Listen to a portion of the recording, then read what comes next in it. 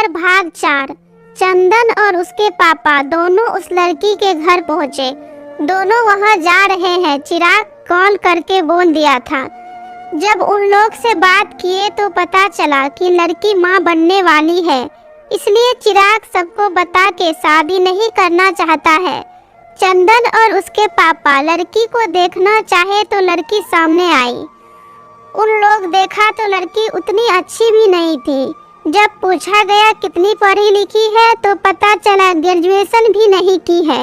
इन लोगों को कुछ समझ में नहीं आया, इससे ज़्यादा कुछ पूछ भी नहीं सकते थे। शादी के लिए बात कर लिया गया। चिराग और वो लड़की का शादी हो गया एक मंदिर में, और बिना किसी को बताए वो माही के फैमिली की बन गई। चिराग को बोला गया कि अब उसको ऑफिस जाना पड़ेगा और काम करना पड़ेगा। बिना काम किए फैमिली कैसे चलेगा? चिराग हामी भर दे। वो लड़की घर आने के बाद कोई काम नहीं करती। प्रेग्नेंट थी तो बोल दी कि डॉक्टर बेड रेस्ट करने बोला है। रिया को अजीब लगा, लेकिन बड़ी थी तो सोची बड़ी होने का फर्ज निभाती हूँ, और रिया उसका ख्याल रखने लगी। माही उससे बात करने की सोची तो वो एटीट्यूड में माही से बात नहीं की। रिया की सास को भी पसंद तो नहीं थी, लेकिन उसके पेट में इस घर का वारिस था तो कैसे बोल सकती थी उसको कुछ भी।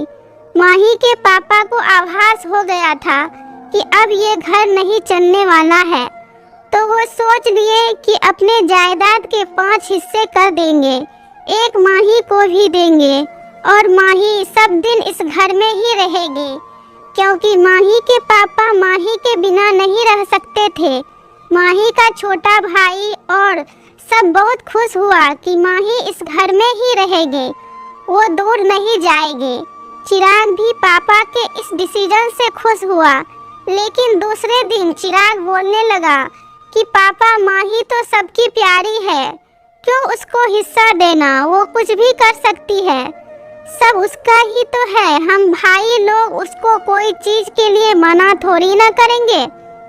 बाकी सब भी इसमें राजी हो गए, और माही को भी लगा कि ये हिस्से के चक्कर में वो भाई भाभी से अलग हो जाएगी, इसलिए बोली कि मुझे हिस्सा नहीं चाहिए, कोई भी बंटवारे में भाइयों के बीच बांट दे।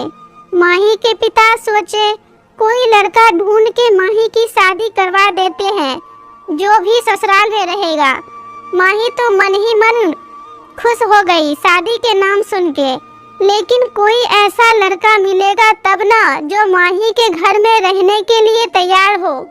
माही रिया भाभी को बोली, आप लड़का ढूंढिए, बोलिए ना, अगर वो तैयार होंगे तो मुझे कोई दिक्कत नहीं है।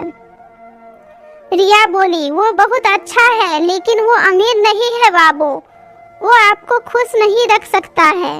बेचारा खुद मेहनत कर रहा है, बस उसका लाइफ सेटल हो जाए। माही बोली, भाभी वो पढ़े लिखे हैं, अगर वो शादी कर लेते हैं तो बड़े भैया के पास रह सकते हैं ना, बिजनेस में मदद करने के लिए। रिया बोली, ये हो सकता है, लेकिन मुझे नहीं लगता है कि इस घर के लोग मानेंगे या फिर होने देंगे शादी।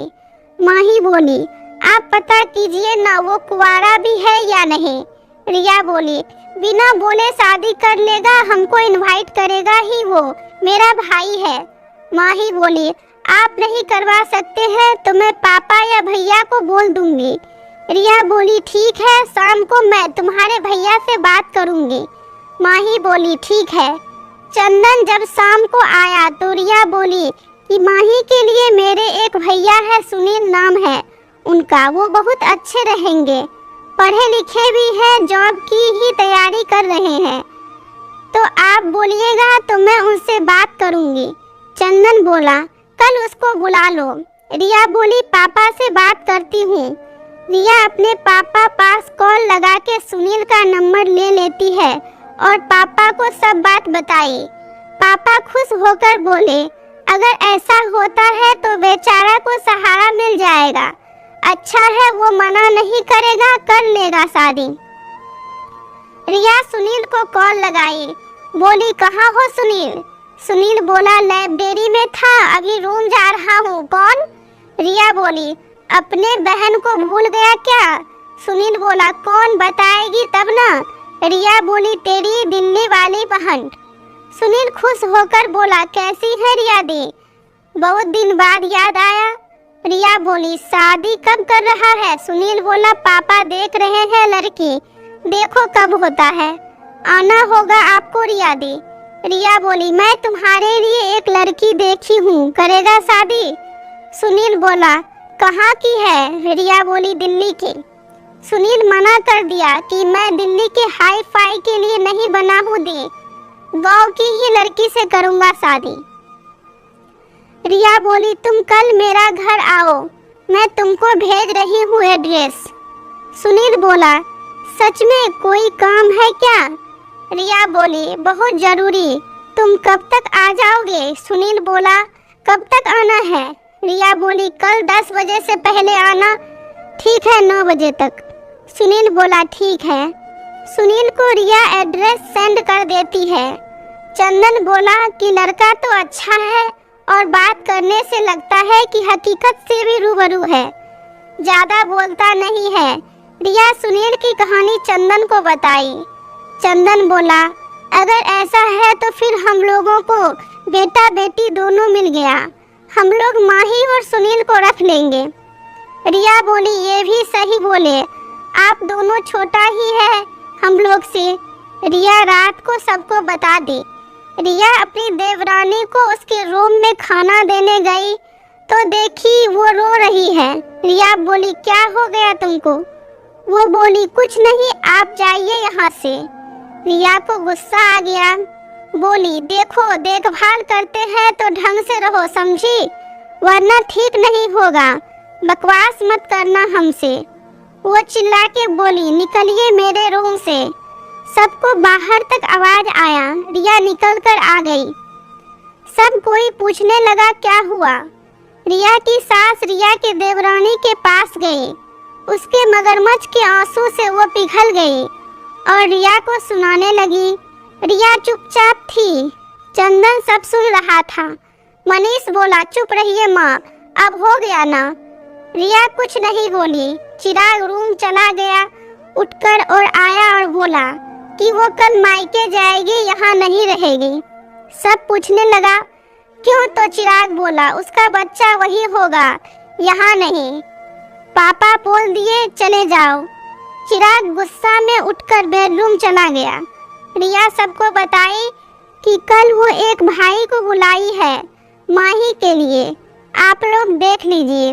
सास बोलने लगी किससे पूछ के बुलाई है, तेरे रिश्तेदार से नहीं करना है माही का शादी।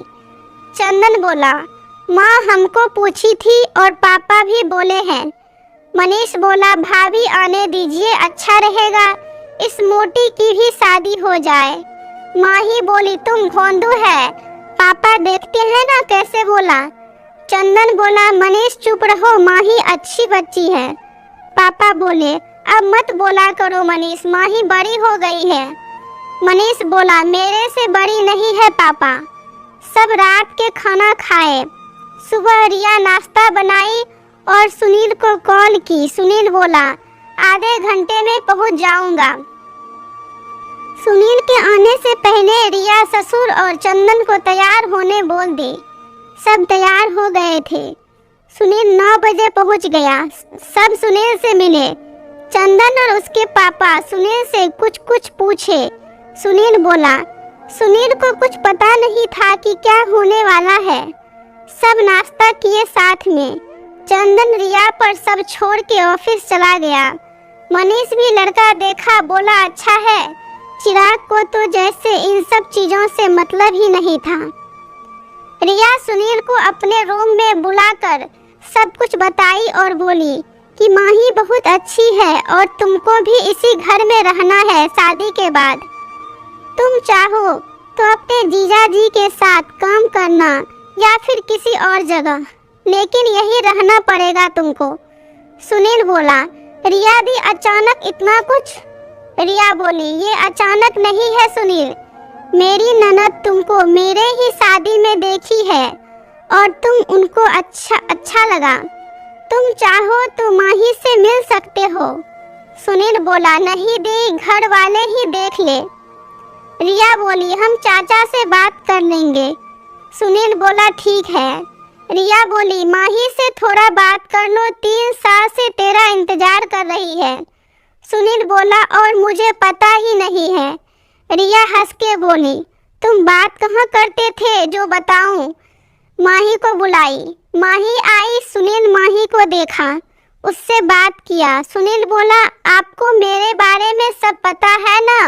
माही बोली, हाँ सब पता है। सुनील को माही अच्छी लगी। सुनील सबसे मिलके चला गया। वो खुश था इन सब चीज़ों से।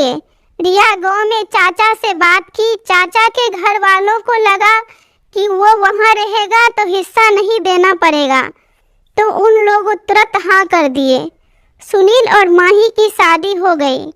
शादी धूमधाम से हुई, सब कुछ अच्छा हुआ। अब आगे की कहानी अगले भाग में। Thank you for watching.